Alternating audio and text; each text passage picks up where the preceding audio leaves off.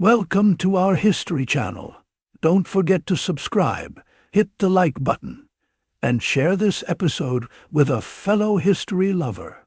And now, on to tonight's episode, Natchez, Mississippi, September 19th, 1827. Just as the late summer sun nears its noontime apex over the Mississippi River, two boats paddle their way through the muddy water towards a small island. With the clear blue sky and warming temperature, the seemingly placid scene might be mistaken for a group of picnic or party-goers making their way to their much-awaited destination. But the business at hand this morning is of a far more serious nature.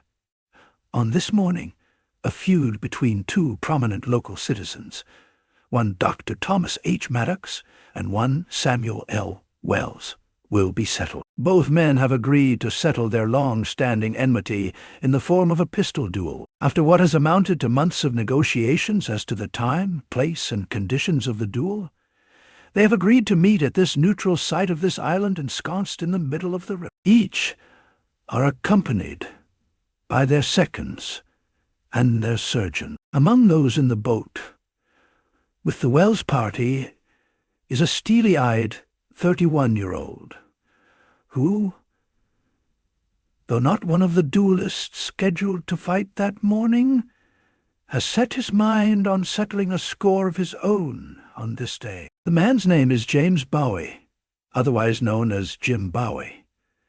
Born in Kentucky in 1796, Bowie's family had moved to Opelousas, Louisiana in 1812.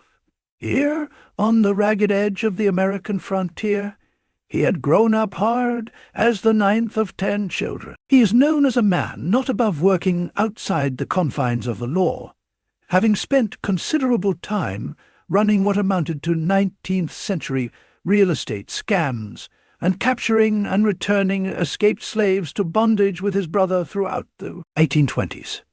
However, on the frontier, where the rule of law is often seen as more of a subjective measure than an absolute dictate, this has not wholly soured his reputation. Bowie is, in fact, known by many as a congenial, thoughtful individual, quite the conversationalist when he has a mind to be.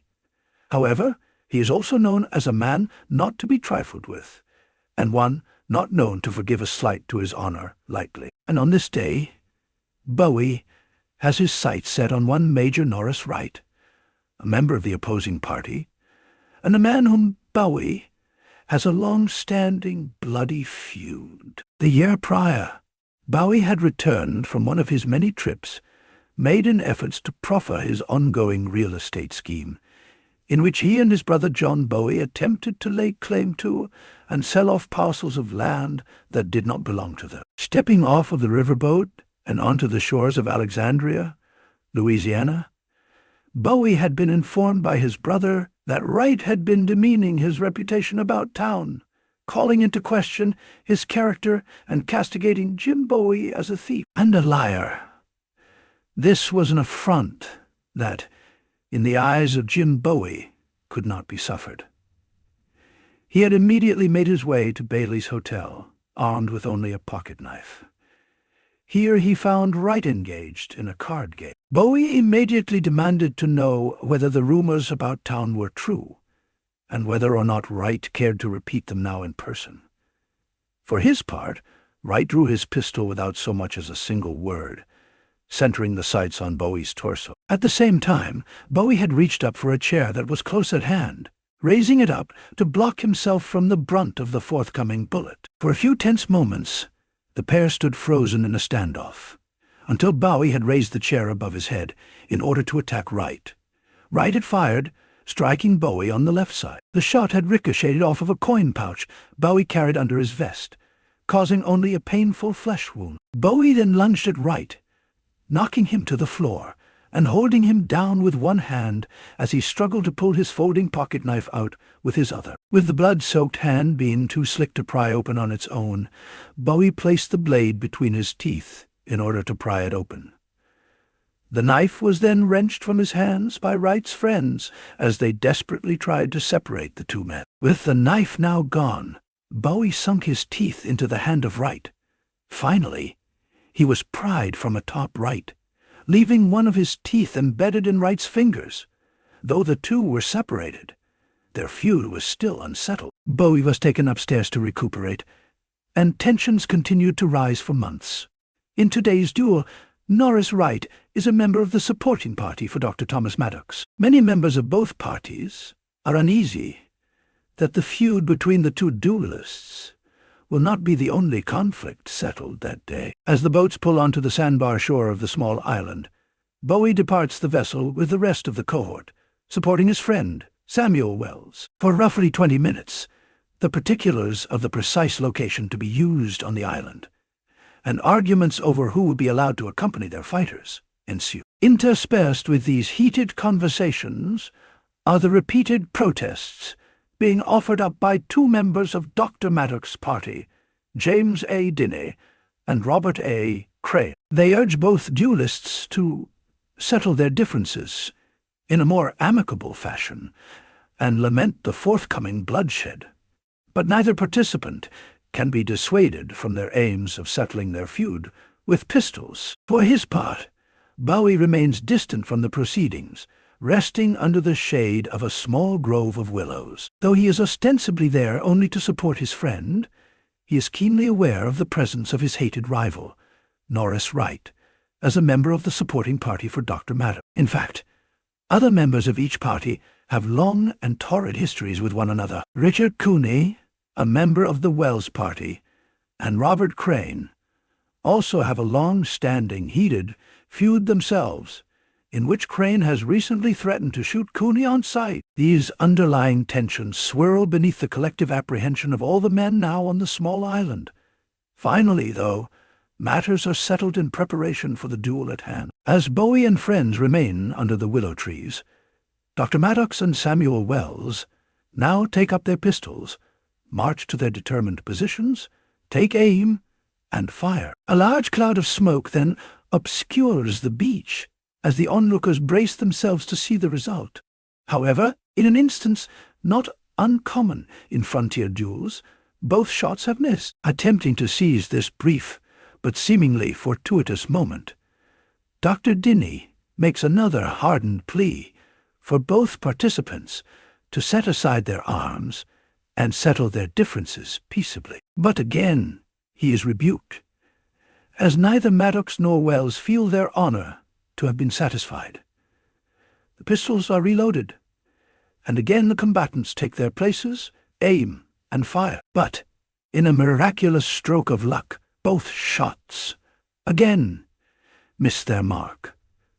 Finally, with both men feeling as though fate has been amply tempted, Maddox and Wells agree to shake hands and lay their dispute to rest once and for all. Maddox makes his way towards Bowie and the rest of his party, heartily proclaiming that amends have been made and that he intends to now share a glass of wine with his former rival. Maddox, Bowie, and company now make their way towards the party of Samuel Wells, with most in the group being overjoyed at the peaceful outcome of what could have been a tragic. However, while Maddox, Wells, and most of the others are in a jovial mood, the pre-existing tensions between both Richard Cooney and Robert Crane reach a flashpoint. As the two parties reach within earshot of each other, Richard Cooney calls out to Robert Crane, saying that since Crane had previously threatened to shoot him on sight, now would be an opportune time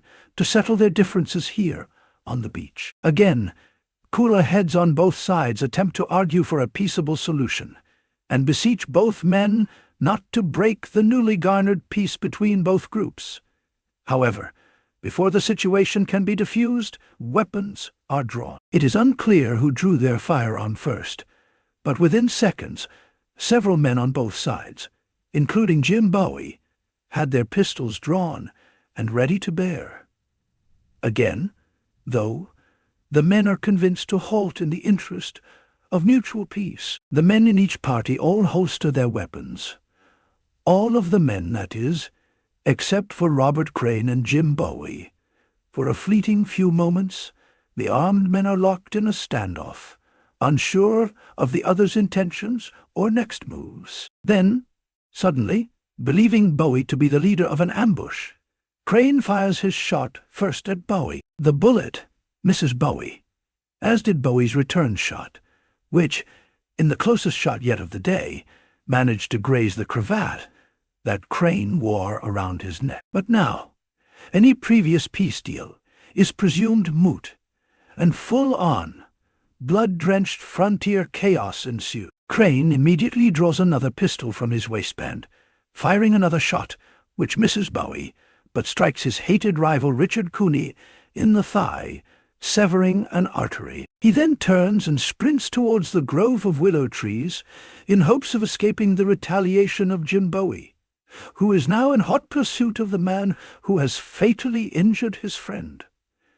Bowie draws a second pistol himself and fires upon the retreating Crane, but again misses. Now, out of options by way of gunpowder and lead, Bowie reaches for the large leather scabbard on his belt, which contains a gift from his brother, Resin Bowie, made for just such an occasion as this. Sheathed in the scabbard is a large knife, measuring 9 inches in length and 1.5 inches in width, with a crosspiece set above the handle to stop the user's hand from slipping forward. After Jim Bowie's earlier fight with Major Norris, Resin Bowie had given him the knife as a gift, stating that this weapon would not require loading nor present the danger of misfiring. Now, in a fury, Jim Bowie draws the knife as he pursues Crane, angrily calling out, "Crane, you have shot at me, and I will kill you if I can." Crane, in a panic,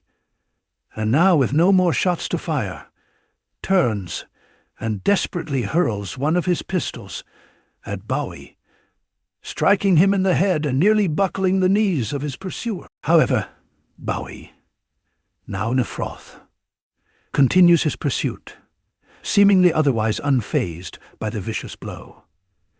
Dr. Maddox now rushes to restrain Bowie, but is quickly thrown off. But then, momentarily, Bowie, now feeling the full effects of the vicious blow to his head, staggers to a large driftwood log and leans upon it wearily in an effort to collect his senses. Meanwhile, at the same time, the rest of Crane's friends, including Bowie's hated rival Norris Wright, rush to assist their comrade.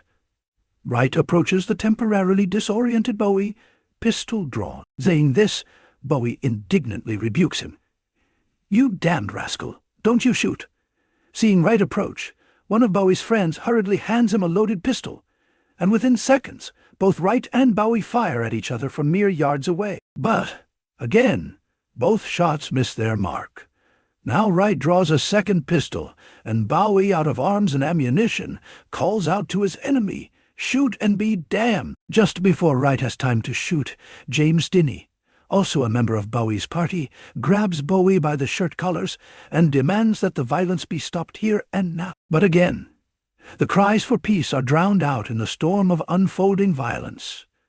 As the melee unfolds, shots ring out once more, with George McWhorter, another one of Bowie's friends, firing a shot that strikes Norris Wright in the left side. Wright then fires at Bowie, whose shirt collars are still firmly in the grips of James Dinny. The bullet hits Bowie in the chest, puncturing a lung, and tears off one of Dinny's fingers in the process. Wright cries out that he has been mortally wounded, but in reality, he has only sustained a flesh wound. Jim Bowie, though bleeding profusely, struggles free from the grips of Dinny, and now, in an animalistic fury, pursues his long-hated rival Norris Wright down the beach, with his long blade still glistening in his hand. Bowie manages to catch up to Wright, but just before he can land a fatal blow, 2 more shots ring out from 2 more of Wright's friends in Alfred and Carrie Blanchard. One of these bullets strikes Bowie in the thigh, bringing him to his knees on the small strip of sandy beach. Now, both Wright and Alfred Blanchard draw their sword canes, a relatively common weapon in the area at the time,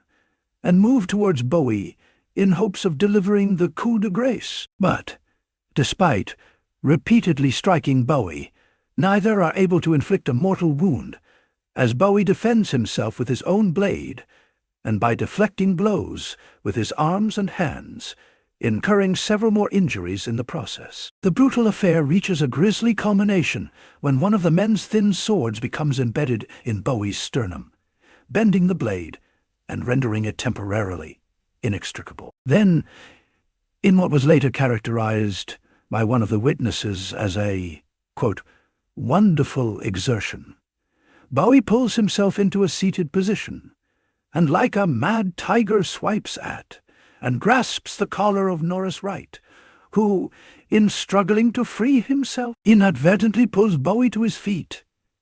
It is in that instant that Jim Bowie's reputation is solidified forever. According to his own later account, he seethingly whispers to Norris Wright, "Now, Major, you die," before driving the blade deep into his chest, killing him instantly.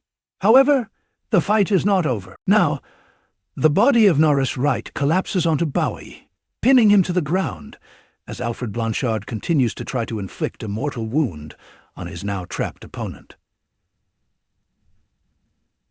However, by this time, Bowie's friends have made their way to his aid. Now, Thomas Wells fires a shot that strikes Alfred Blanchard in the arm, just as Bowie is able to free himself and scramble to his feet. Bowie then manages to strike one final blow, a nasty gouge to Alfred Blanchard's side, before the melee is finally brought to a halt. In just under 90 seconds, Jim Bowie has incurred several life-threatening wounds, inflicted several himself, and managed to eradicate his longtime enemy. Now, as the effects of his adrenaline begin to fade, and the pain of his wounds sets in, Bowie is tended to by several of the physicians present. As the doctors work, Robert Crane, who had first shot Bowie, approaches. Though he had long sought to settle his score with Norris Wright, Bowie and Crane have had no prior history of confrontation nor violence.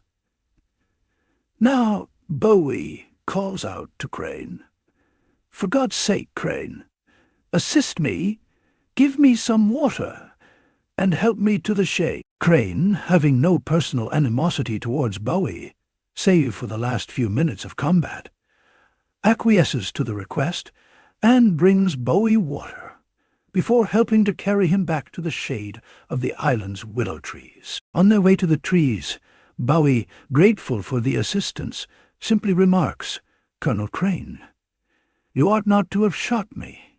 In the end, two men, ironically neither the appointed duelists for the day, are killed. From Bowie's party, General Samuel Cooney has died from the gunshot wound inflicted at the hands of Crane, while Major Norris Wright has fallen victim to the soon-to-be legendary blade of Jim Bowie. Alfred Blanchard has been badly injured by a gunshot, and the knife wound that Bowie struck as his final blow in the fight, but he will recover.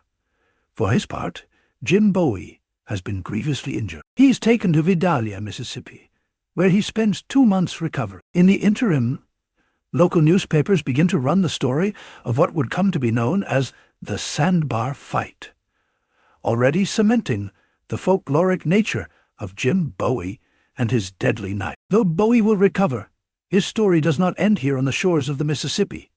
Bowie will go on to live nearly another decade, finally meeting his end at the hands of Santa Anna and the Mexican army in the legendary Battle of the Alamo. While the life of Jim Bowie is one replete with legend and controversy, for tonight, the many tales of his life, as well as the battle in which he died, are other stories for other times. Thank you for joining us on this episode of History at the OK Corral.